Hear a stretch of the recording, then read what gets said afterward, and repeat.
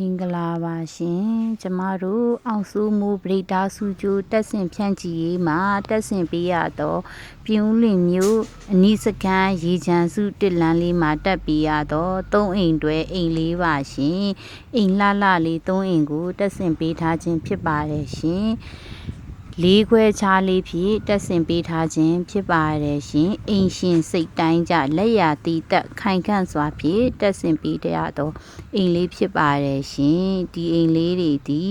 ရောင်းမဲ့အိမ်လေးတွေဖြစ်ပါသည်ရောင်းမဲ့အိမ်ဆိုပေမဲ့လည်းပစ္စည်းကောင်းများကိုသုံးပြီးပေစိတ်စိတ်လေးတက်ဆင်ပေးရတော့အိမ်လေးဖြစ်ပါတယ်ရှင်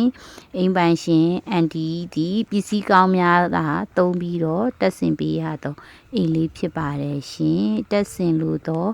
ချစ်မိတ်ဆွေများရှင်အောင်စုမှုဗိဒါစုကျိုးဆိုင်ကိုဆက်သွယ်နိုင်ပါတယ်ရှင်ကြည့်ရှုပေးတဲ့တယောက်ချင်းစီတိုင်းကိုလည်းကျေးဇူးတင်ပါတယ်ရှင်အောင်စုမှုမိသားစုမှာ